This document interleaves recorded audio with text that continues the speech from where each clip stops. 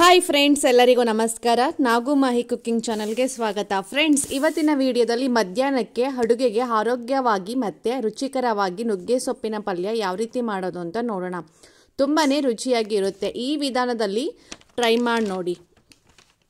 ತುಂಬಾ ಈಸಿಯಾಗಿ ಮಾಡ್ಕೋಬೋದು, ಹಾಗೆಯೇ ತುಂಬಾ ಆರೋಗ್ಯಕ್ಕೂ ಕೂಡ ಒಳ್ಳೆಯದು. ಬನ್ನಿ ಹಾಗಾದರೆ ಇದನ್ನು ಯಾವ ರೀತಿ ಮಾಡೋದು ಅಂತ ನೋಡ್ಕೊಳ್ಳೋಣ. ಮೊದಲನೇದಾಗಿ ನಾನಿಲ್ಲಿ 1 ಕಪ್ ಆಗೋಷ್ಟು ಹೆಸರು ಕಾಳನ್ನು ತೊಗೊಂಡಿದ್ದೀನಿ. ಇದನ್ನು ಒಂದು ಬಾಣಲಿಗೆ ಹೆಸರು ಕಾಳನ್ನು ಹಾಕ್ಕೊಳ್ಳೋಣ. ನಂತರ ಇದಕ್ಕೆ ಸ್ವಲ್ಪನೇ ನೀರು ಹಾಕ್ಕೊಂಡು ಇದನ್ನು 2ರಿಂದ 3 ಬಾರಿ ಚೆನ್ನಾಗಿ ತೊಳ್ಕೊಳ್ಳೋಣ. ನೋಡಿ, ಈ ಥರ ನಾನು ಚೆನ್ನಾಗಿ ತೊಳ್ಕೊಂಡಿದ್ದೀನಿ. ಇವಾಗ ಈ ನೀರನ್ನು ಸಪ್ರೇಟ್ ಮಾಡಿ ಇಟ್ಕೊಳ್ಳೋಣ. ಸ್ವಲ್ಪನೂ ನೀರು ಇರಬಾರ್ದು, ಆ ರೀತಿ ಸೋದಿಸ್ಕೋಬೇಕು ಈ ನೀರನ್ನು. ಇವಾಗ ಈ ಥರ ರೆಡಿ ಮಾಡ್ಕೊಂಡು ಇಟ್ಕೊಂಡಿದ್ದೀನಿ. ಇದನ್ನು ಇವಾಗ ಪಕ್ಕಕ್ಕಿಟ್ಟು ನುಗ್ಗೆ ಸೊಪ್ಪನ್ನು ತೊಗೊಂಡಿದ್ದೀನಿ. ಅಂದರೆ ನಾನು ನುಗ್ಗೆ ಸೊಪ್ಪು ಮತ್ತು ನುಗ್ಗೆ ಸೊಪ್ಪಲ್ಲಿ ಬಿಡುವಂತಹ ಹೂವನ್ನು ಕೂಡ ಎರಡನ್ನೂ ತೊಗೊಂಡಿದ್ದೀನಿ.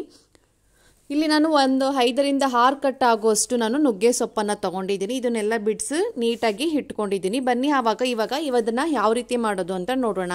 ನಾವು ಆವಾಗಲೇ ರೆಡಿ ಮಾಡಿ ಇಟ್ಕೊಂಡಿರುವಂತಹ ಹೆಸರು ಕಾಳನ್ನು ಬಾಣಲಿಗೆ ಹಾಕ್ಕೊಂಡು ಸ್ಟವ್ ಆನ್ ಮಾಡಿಕೊಂಡು ಲೋ ಮೀಡಿಯಮಲ್ಲೇ ಇಟ್ಕೊಂಡು ಇದನ್ನು ಈ ಥರ ಚೆನ್ನಾಗಿ ಡ್ರೈ ರೋಸ್ಟ್ ಮಾಡ್ಕೋಬೇಕಾಗುತ್ತೆ. ಈ ಥರ ಮಾಡೋದ್ರಿಂದ ಬೇಗನೆ ಹೆಸರು ಕಾಳು ಬೇಯುತ್ತೆ ಮತ್ತು ಬೇಗನೆ ಈಸಿಯಾಗಿ ಪಲ್ಯನ ಬೇಗನೆ ಕೂಡ ಮಾಡ್ಕೋಬೋದು. ಅದಕ್ಕೋಸ್ಕರ ನಾನು ಈ ಥರ ಡ್ರೈ ರೋಸ್ಟ್ ಮಾಡ್ಕೊಳ್ತಾ ಇದ್ದೀನಿ. ನೋಡಿ, ಈ ಥರ ಚೆನ್ನಾಗಿ ರೋಸ್ಟ್ ಮಾಡ್ಕೊಂಡು ಆದಮೇಲೆ ನಾನಿಲ್ಲಿ ಒಂದು 3ರಿಂದ 4 ಲೋಟ ಆಗೋಷ್ಟು ನೀರನ್ನು ಹಾಕ್ಕೊಂಡು ರುಚಿಗೆ ತಕ್ಕಷ್ಟು ಉಪ್ಪನ್ನು ಇವಾಗ ಸ್ವಲ್ಪನೇ ಹಾಕ್ಕೊಳ್ತಾ ಇದ್ದೀನಿ. ಮತ್ತು ಆಮೇಲೆ ಸೊಪ್ಪು ಹಾಕ್ಬೇಕಾದ್ರೆ ಮತ್ತೆ ಹಾಕ್ಕೊಳ್ತೀನಿ.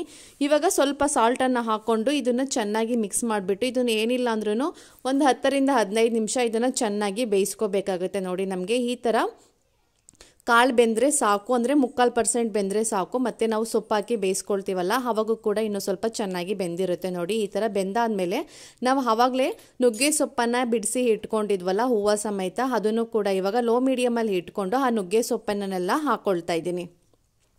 ಇದನ್ನೆಲ್ಲ ಹಾಕ್ಕೊಂಡು ಒಂದು ಸ್ವಲ್ಪ ಕ್ಲೀನಾಗಿ ಇದನ್ನು ಚೆನ್ನಾಗಿ ಮಿಕ್ಸ್ ಮಾಡ್ಕೋಬೇಕಾಗುತ್ತೆ. ಲೋ ಮೀಡಿಯಮಲ್ಲೇ ಇಟ್ಕೊಂಡು ಈ ಥರ ಚೆನ್ನಾಗಿ ಮಿಕ್ಸ್ ಮಾಡ್ಕೊಂಡು ಆದಮೇಲೆ ಇವಾಗ ಇದನ್ನು ಹೈ ಫ್ಲೇಮಲ್ಲಿ ಇಟ್ಕೊಂಡು ಒಂದು 5 ನಿಮಿಷ ಈ ಸೊಪ್ಪನ್ನೆಲ್ಲ ಬೇಯಿಸ್ಕೋಬೇಕಾಗುತ್ತೆ. ನೋಡಿ, ಒಂದ್ಸಲಿ ಚೆಕ್ ಮಾಡ್ಕೊಳ್ಳಿ ನುಗ್ಗೆ ಸೊಪ್ಪು ಚೆನ್ನಾಗಿ ಬೆಂದಿದೆಯಾ ಅಂತ ನೋಡಿ. ಇವಾಗ ನನಗೆ ಪರ್ಫೆಕ್ಟಾಗಿ ನುಗ್ಗೆ ಸೊಪ್ಪು ಕೂಡ ಬೆಂದಿದೆ. ಇವಾಗ ಇದನ್ನು ಸ್ಟವನ್ನು ಆಫ್ ಮಾಡಿಕೊಂಡು ಇದನ್ನು ಸೊಪ್ಪು ಸೋಸ್ತೀವಲ್ಲ ಅದರಲ್ಲಿ ಸೋರು ಹಾಕ್ಕೊಳ್ತಾ ಇದ್ದೀನಿ. ಸ್ವಲ್ಪನೂ ನೀರಿರಬಾರ್ದು, ಆ ಥರ ಇದನ್ನು ಕ್ಲೀನಾಗಿ ಸೋರು ಹಾಕೋಬೇಕಾಗುತ್ತೆ. ನೋಡಿ, ಈ ಥರ ಸೋರು ಹಾಕ್ಕೊಂಡು ಇದು ಸ್ವಲ್ಪ ತಣ್ಣಗಾಗಬೇಕು. ಅಷ್ಟರಲ್ಲಿ ನಾವು ಇವಾಗ ಒಗ್ಗರಣೆಗೆ ರೆಡಿ ಮಾಡ್ಕೊಳ್ಳೋಣ.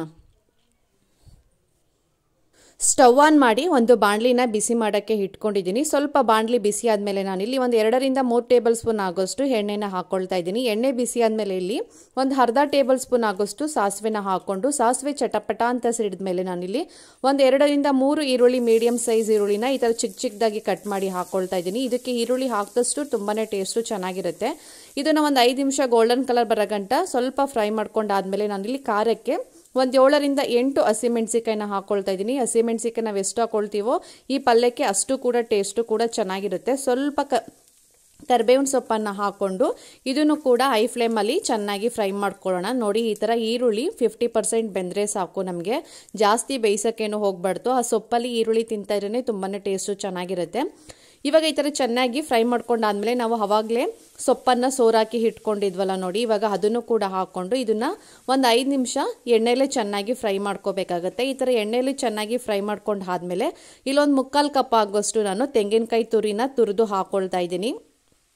ಈ ಥರ ಲಾಸ್ಟಲ್ಲಿ ಹಾಕ್ಕೊಂಡು ಇದನ್ನು ಕೂಡ ಒಂದ್ಸಲಿ ಚೆನ್ನಾಗಿ ಮಿಕ್ಸ್ ಮಾಡ್ಕೊಳ್ಳೋಣ.